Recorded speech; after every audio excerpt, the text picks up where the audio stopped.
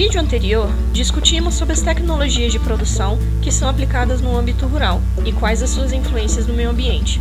Neste episódio, abordaremos os principais benefícios da integração lavoura-pecuária-floresta no cenário agrícola. Eu sou Gabriela Rodrigues e represento o Grupo Desenvolvimento Rural, o DESC Promovendo Sustentabilidade, e temos como objetivo oportunizar o acesso às informações científicas.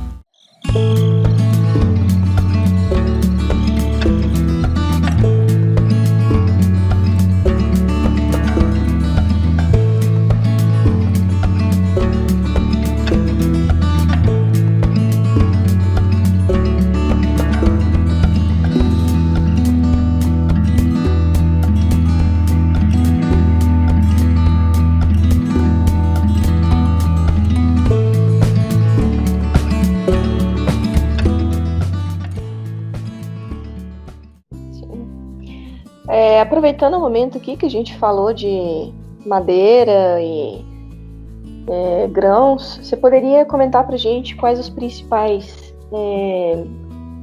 benefícios ambientais, no caso, da ILPF? Sim, Gabriel. O principal benefício da integração para o meio ambiente são as questões de sequestro de carbono, né, de diminuição da emissão dos gases de efeito estufa, né? Essas fazendas são mais produtivas, essas fazendas são mais eficientes, então a gente chama de intensificação sustentável da agropecuária brasileira.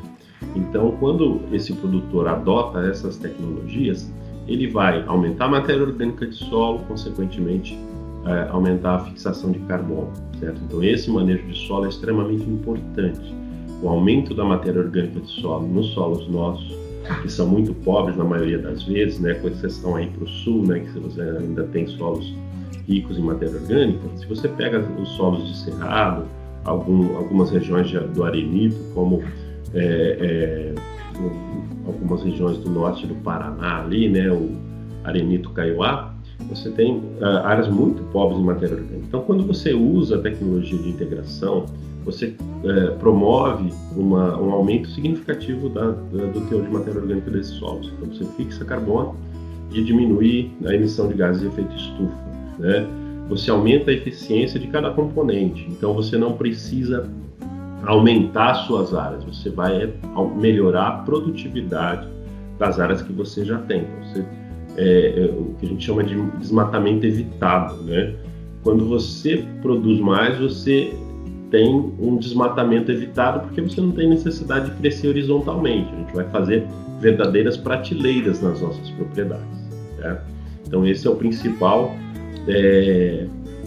a principal vantagem da integração, é você evitar a pressão sobre ambientes mais frágeis, né? Você não precisa crescer horizontalmente abrindo mais áreas. Você cresce a produtividade em cima daquela área que já está desmatada, certo? Os benefícios também, a gente tem em solos arenosos, quando você tem a integração, se diminui muito a erosão desses solos. Por esse solo estar o tempo todo coberto, você não tem lixiviação ou mínimo, né? Você diminui muito isso. A gente evita muito também o revolvimento de solos, né? Então, quando você tem um sistema integrado, você não precisa colocar grade, arado constantemente nessas áreas, né? Você evita muito a movimentação de solo, a perda de matéria orgânica superficial e você evita a perda de solo. Então, isso é outra vantagem. Quando a gente tem um componente florestal, aí os nossos números de carbono vão lá para cima, né? Ou seja, são muito interessantes porque você fixa, você tem uma árvore crescendo e sequestrando esse carbono, então a gente também tem o componente florestal como sendo importante. Claro, não é a maioria das propriedades que utilizam o componente florestal, mas ele tem um papel importante. E as fazendas que estão se utilizando de forma adequada à integração, elas passam a produzir mais, crescendo sua produtividade ano a ano. Então, na nossa leitura, a principal vantagem é isso, produzir mais com menos, certo? Então, nós não necessitamos avançar em desmatamento, nós não necessitamos abrir novas áreas, nós podemos fazer bem feito naquelas áreas que já estão abertas. Nós podemos sim, essa é outra grande vantagem, né? As pastagens degradadas no país podem ser customizadas, podem ser modificadas com o uso da integração. Isso vai ter um efeito ambiental fantástico. E quando a gente pega em números, né, você pegar o número de rebanho nosso, se a gente pegar 15 milhões de hectares com integração, a gente conseguiria colocar todo o nosso rebanho nesses 15 milhões de hectares, para você ter uma ideia, né? Todo o nosso rebanho brasileiro caberia dentro desses 15 milhões de hectares de integração, não necessitando de 160, 180 milhões de áreas de pastagem. Interessante você falar sobre isso, esses dados eu não tinha acesso. Nesse caso, qual desafio exatamente você consideraria para o produtor em relação à tecnificação, à rentabilidade, à complexibilidade? Então, o principal desafio, Gabriela, é conhecimento no campo, é levar até a rede. A gente montou a rede LPF, começou em 2012 com um acordo de cooperação, justamente porque a gente conseguia olhar a Fazenda Santa Brígida e outras unidades de referência tecnológica que estavam muito bem, né, estavam se dando muito bem com aquela tecnologia, falar por que isso não está acessível a todos os produtores, por que isso não é de praxe se utilizar. Então, algumas coisas a gente conseguiu fazer dentro da rede. A primeira delas é colocar recurso para que a gente criasse um programa nacional junto à Embrapa, junto a algumas outras instituições, de dias de campo, palestra. Tanto é que talvez um dos fatos de você estar nos abordando é por conta de ter se esbarrado com a integração em algum momento dentro do seu curso de graduação, alguma coisa assim. Então esse é culpa nossa, vamos dizer, talvez, né? Aí outra dificuldade é que as ATEs, as diferentes unidades de assistência técnica governamentais, né?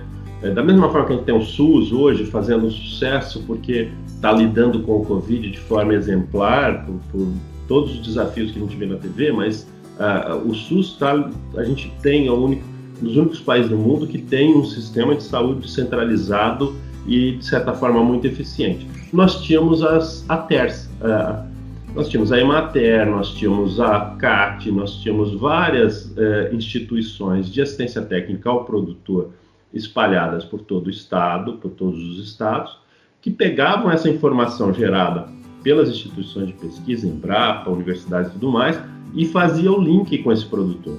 E isso, infelizmente, nessas últimas décadas, isso se degradou. Existem essas instituições, mas não tem carro, não tem gasolina, não tem pneu, não tem estrutura para dar continuidade a um belíssimo trabalho que vinha sendo feito por essas instituições, né? Então, a gente tem essa dificuldade de chegar a tecnologia para o produtor. Nós temos a dificuldade de crédito também dentro desse programa da rede, junto com a Santa Brígida. O primeiro programa ABC, que é a Agricultura de Baixo Carbono, o primeiro crédito, a primeira linha de crédito foi lançado dentro da Santa Brígida. A Santa Brígida foi a primeira fazenda beneficiária com essa linha de crédito, né? Que é o programa ABC, que ainda está vigente, tem grana específica para isso, né?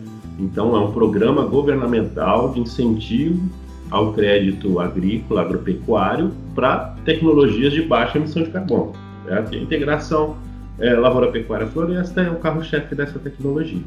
Então o que falta? Conhecimento aliado a crédito, certo? A gente precisa crescer isso. Quando você tem conhecimento aliado a crédito, o resto fica fácil. É difícil implementar, William? Claro, é mais complexo.